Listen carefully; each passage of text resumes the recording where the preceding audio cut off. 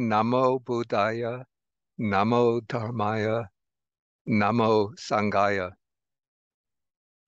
I extend my greetings to all of the bhikkhus, bhikkhunis, lay upasakas and upasikas, and I thank the Venerable Prashil Ratna Gautama for inviting me to say a few words for you today. Today, you have all gathered to celebrate the Dhamma Chakra Pravartana Day. This is the day that celebrates the mass conversion ceremony by which Dr. B.R. Ambedkar led the conversion of hundreds and thousands of people from the Dalit community to renounce their former allegiance to Hinduism and to formally embrace the Buddha Dharma. This ceremony that took place in 1956 marked, I would say, a significant milestone in the development of Buddhism in India and also in the history of Buddhism throughout the world. Up to this point, the Dalit community in India were regarded as untouchables, people below even the lowest rank of the caste system. But by converting to Buddhism, embracing the Buddha Dharma, they regained their personal dignity and also embraced a spiritual path that would lead them to the highest levels of spiritual development, of spiritual realization. I would say that Buddhism has a most significant role to play in the current history of India and in the development of the world. Today, we see that the world is engulfed by the dark forces of greed, hatred, and delusion, which are having a terrible impact, terribly destructive impact on societies, on countries, on nations throughout the world. We find continuing wars. We find vast differences in wealth between the rich and the poor. And we find escalating climate change and environmental destruction driven by the greed for profits and by indifference to the well-being of others.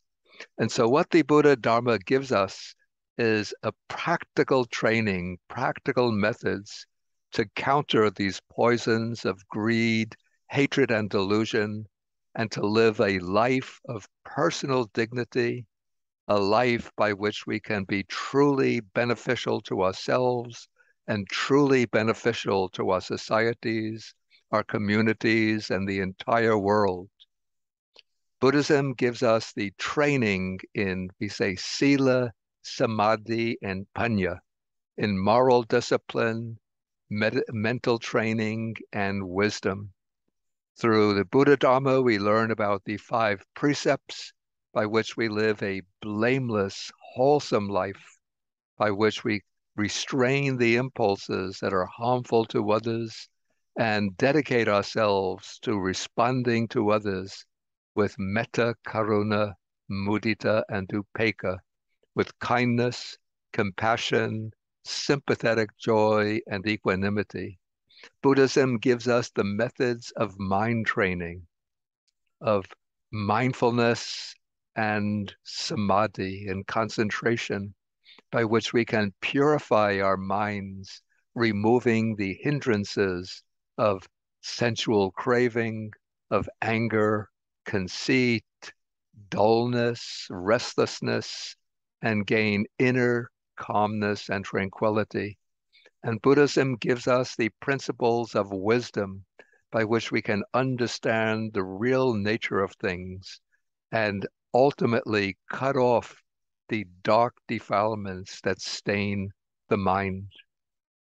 But I would say that our responsibility, our task today as followers of the Buddha Dharma is not only to adopt Buddhism as a path of personal cultivation, of personal transformation, but also to recognize our responsibility to proclaim and spread the message of the Buddha throughout our country and throughout the world, because it's Buddhism, the teachings of the Buddha, that offers us the most powerful methods to promote a society in which people are bound together by harmony, mutual respect, and mutual affection, and to promote a world community dedicated to peace, harmony, and protection of the natural environment.